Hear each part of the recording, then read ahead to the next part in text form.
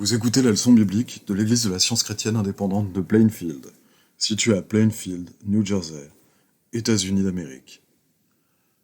Leçon du dimanche 20 juin 2021. Sujet: l'univers, y compris l'homme, est-il produit par la force atomique? Texte d'or, Proverbe.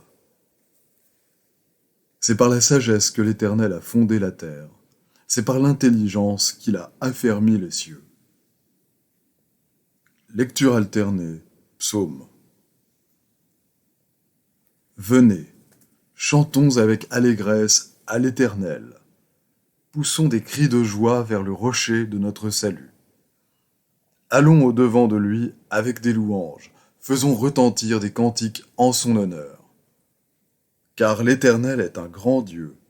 Il est un grand roi au-dessus de tous les dieux. Il tient dans sa main les profondeurs de la terre, et les sommets des montagnes sont à lui. La mer est à lui, c'est lui qui l'a faite. La terre aussi, ses mains l'ont formée. Venez, prosternons-nous et humilions-nous, fléchissons le genou devant l'Éternel, notre Créateur. La Bible. Louez l'Éternel du haut des cieux, louez-le dans les lieux élevés. Louez-le, vous tous, ses anges, louez-le, vous toutes, ses armées. Louez-le, soleil et lune, louez-le, vous toutes, étoiles lumineuses.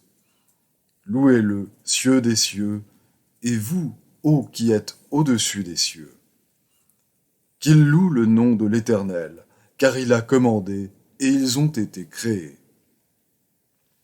Ainsi parle Dieu, l'Éternel, qui a créé les cieux et qui les a déployés, qui a étendu la terre et ses productions, qui a donné la respiration à ceux qui la peuplent, et le souffle à ceux qui marchent. Moi, l'Éternel, je t'ai appelé pour le salut, et je te prendrai par la main, je te garderai, et je t'établirai pour traiter alliance avec le peuple, pour être la lumière des nations, pour ouvrir les yeux des aveugles, pour faire sortir de prison le captif, et de leur cachot ceux qui habitent dans les ténèbres. Je suis l'Éternel, c'est là mon nom, et je ne donnerai pas ma gloire à un autre, ni mon honneur aux idoles. C'est toi, Éternel, toi seul, qui as fait les cieux des cieux et toute leur armée, la terre et tout ce qui est sur elle, les mers et tout ce qu'elles renferment. Tu donnes la vie à toutes ces choses, et l'armée des cieux se prosterne devant toi. Lorsque Jésus eut achevé de donner ses instructions à ses 12 disciples, il partit de là pour enseigner et prêcher dans les villes du pays. Alors il se mit à faire des reproches aux villes dans lesquelles avaient eu lieu la plupart de ces miracles, parce qu'elles ne s'étaient pas repenties. Malheur à toi, Chorazin! Malheur à toi, Bethsaïda! Car si les miracles qui ont été faits au milieu de vous avaient été faits dans Tyr et dans Sidon, il y a longtemps qu'elles se seraient repenties en prenant le sac et la cendre. C'est pourquoi je vous le dis, au jour du jugement, Tyr et Sidon seront traités moins rigoureusement que vous. Et toi, Capernaüm, seras-tu élevé jusqu'au ciel? Non, tu seras abaissé jusqu'au séjour des morts, car si les miracles qui ont été faits au milieu de toi avaient été faits dans Sodome, elles subsisteraient encore aujourd'hui. C'est pourquoi je vous le dis, au jour du jugement, le pays de Sodome sera traité moins rigoureusement que toi. En ce temps-là, Jésus prit la parole et dit : Je te loue, Père, Seigneur du ciel et de la terre, de ce que tu as caché ces choses aux sages et aux intelligents, et de ce que tu les as révélées aux enfants. Oui, Père, je te loue de ce que tu l'as voulu ainsi. Toutes choses m'ont été données par mon Père, et personne ne connaît le Fils, si ce n'est le Père. Personne non plus ne connaît le Père, si ce n'est le Fils, et celui à qui le Fils veut le révéler. Venez à moi, vous tous qui êtes fatigués et chargés, et je vous donnerai du repos. Prenez mon joug sur vous, et recevez mes instructions, car je suis doux et humble de cœur, et vous trouverez du repos pour vos âmes. Car mon joug est doux, et mon fardeau léger. Comme Jésus s'adressait encore à la foule, voici sa mère et ses frères, qui étaient dehors, cherchèrent à lui parler. Quelqu'un lui dit, « Voici, ta mère et tes frères sont dehors, et ils cherchent à te parler. » Mais Jésus répondit à celui qui le lui disait, « Qui est ma mère, et qui sont mes frères ?» Puis, étendant la main sur ses disciples, il dit, « Voici ma mère et mes frères. Car quiconque fait la volonté de mon Père qui est dans les cieux, celui-là est mon frère et ma sœur et ma mère. » L'Éternel est Dieu en vérité. Il est un Dieu vivant et un roi éternel. La terre tremble devant sa colère, et les nations ne supportent pas sa fureur. Vous leur parlerez ainsi. Les dieux qui n'ont point fait les cieux et la terre disparaîtront de la terre et de dessous les cieux. Il a créé la terre par sa puissance. Il a fondé le monde par sa sagesse. Il a étendu les cieux par son intelligence. À sa voix, les eaux mugissent dans les cieux. Il fait monter les nuages des extrémités de la terre. Il produit les éclairs et la pluie. Il tire le vent de ses trésors. Je fus ravi en esprit. Et voici, il y avait un trône dans le ciel, et sur ce trône quelqu'un était assis. Autour du trône, je vis 24 trônes, et sur ces trônes, 24 vieillards assis, revêtus de vêtements blancs, et sur leurs têtes des couronnes d'or. Les 24 vieillards se prosternent devant celui qui est assis sur le trône, et ils adorent celui qui vit au siècle des siècles. Et ils jettent leurs couronnes devant le trône en disant « Tu es digne, notre Seigneur et notre Dieu, de recevoir la gloire et l'honneur et la puissance, car tu as créé toutes choses, et c'est par ta volonté qu'elles existent et qu'elles ont été créées. » Je vis un autre ange qui volait par le milieu du ciel, ayant un évangile éternel pour l'annoncer aux habitants de la terre, à toute nation, à toute tribu, à toute langue et à tout peuple. Il disait d'une voix forte, « Craignez Dieu et donnez-lui gloire, car l'heure de son jugement est venue. Et adorez celui qui a fait le ciel et la terre et la mer et les sources d'eau. » Je vais maintenant lire les passages corrélatifs tirés du livre d'études de la science chrétienne, Science et santé avec la clé des Écritures de Mary Baker Eddy. Créateur. Principe. Dieu qui a fait tout ce qui a été fait et ne saurait créer un atome ou un élément qui soit le contraire de lui-même. Dieu crée et gouverne l'univers, y compris l'homme. L'univers est rempli d'idées spirituelles que Dieu développe, et elles obéissent à l'entendement qui les crée. L'entendement mortel voudrait rendre matériel ce qui est spirituel et ensuite recouvrer le moi originel de l'homme afin d'échapper à la mortalité de cette erreur. Les mortels ne sont pas comme les immortels, créés à la propre image de Dieu.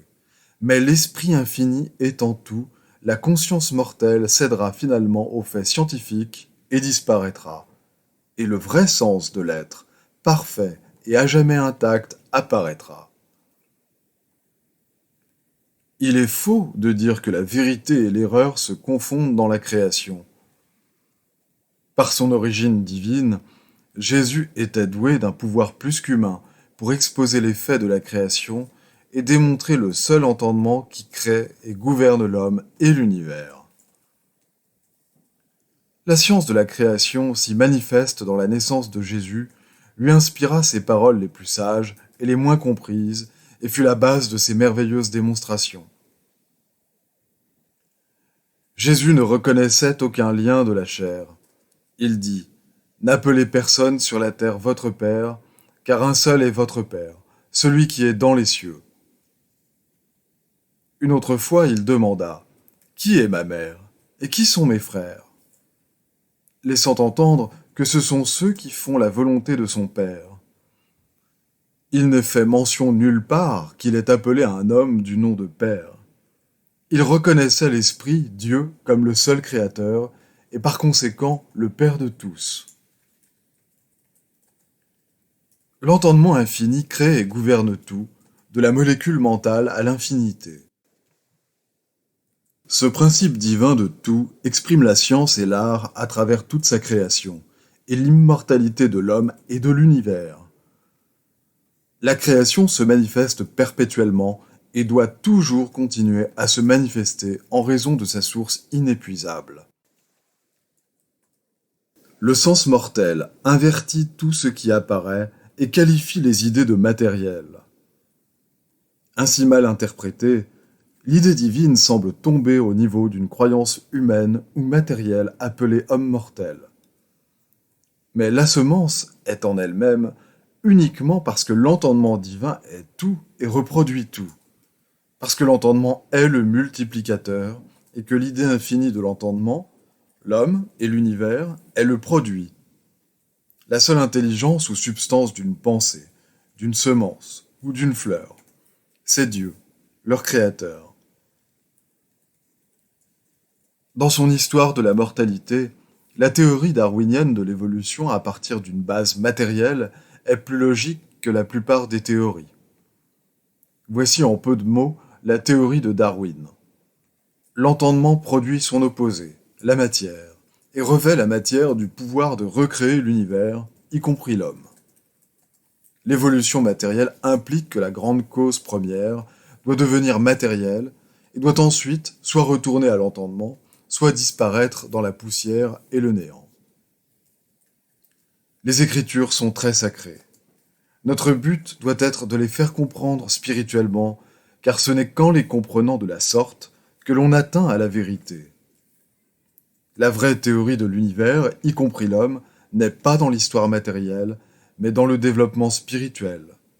La pensée inspirée renonce à la théorie matérielle, sensuelle et mortelle de l'univers et adopte le spirituel et l'immortel. Seule l'évolution spirituelle est digne de l'opération du pouvoir divin.